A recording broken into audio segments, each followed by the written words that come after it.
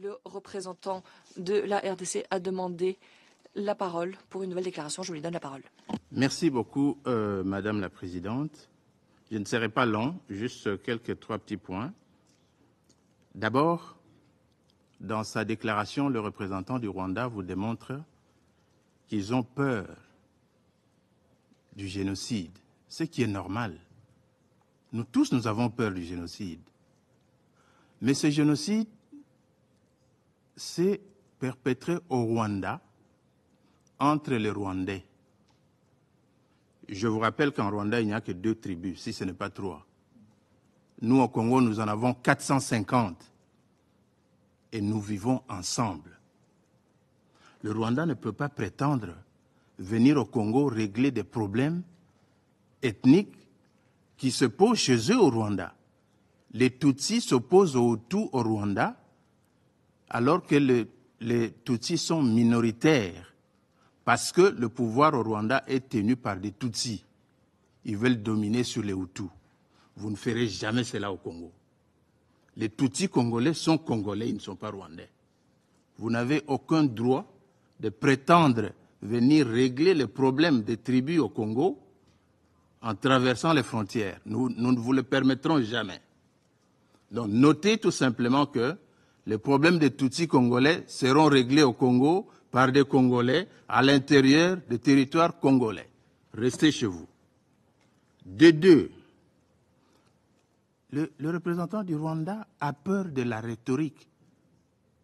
Il parle de la rhétorique, il parle des discours, de menaces qui ont été proférées contre le Rwanda, qui prennent au sérieux. Mais eux, ils ont envahi le territoire d'un pays. Ils sont sur le territoire de ce pays avec armement, avec troupes, avec des lance-missiles, des lance-roquettes. Et ils ont peur de la rhétorique. Nous prenons bonne note de cela. Enlevez vos troupes de la RDC et vous n'aurez pas peur de la rhétorique. Alors, je pense que, en ce qui concerne le blocage du processus de Luanda, tout le monde, ce conseil notamment, est témoin que le Rwanda, qui dans sa folie de grandeur, a continué à armer les M23 pour bloquer le processus de Luanda, dans lequel nous étions tous engagés. Ce processus a des étapes. D'abord, la cessation des hostilités, le cantonnement de M23, le retrait des troupes rwandaises du territoire congolais, et ainsi de suite. Mais ils n'ont obéi à rien. La vérité, tout le monde le sait, c'est un secret de polichinelle. Les Rwandais sont au Congo pour piller les richesses, les minéraux stratégiques qui gisent dans le sous-sol de la République démocratique du Congo. Rien de plus, nous le savons. Tous les alibis qui sont en train d'avancer, les Tutsis, vous avez vu un Tutsi maltraité au Congo où? Nous avons 450 tribus. Pourquoi on ne va maltraiter qu'un Tutsi? Parce que le Tutsi est le plus important du monde. Mais pas du tout. Vous avez 2 tribus chez vous, vous ne savez pas les gérer, restez tranquille. Ne croyez pas que vous allez transposer votre conflit Hutu-Tutsi au Congo. Au Congo, nous avons plus de 450 tribus. Nous avons des Nilotiques, nous avons des Bantous, nous avons des Pygmées, nous avons des Soudanais. Nous vivons tous ensemble en harmonie.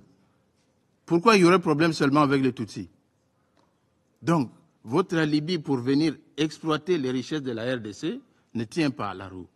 C'est depuis 1996 que vous développez cet argumentaire. Ça ne tient pas la roue. Le Conseil est fatigué de vous entendre dire la même chose. Quittez le territoire congolais. Vous vous êtes assez enrichi comme ça suffit quand même. Chaque chose a une fin. Merci, Madame la Présidente. Je remercie le représentant de la République démocratique du Congo de sa déclaration. Je n'ai plus d'autres noms d'intervenants sur ma liste. La séance est levée.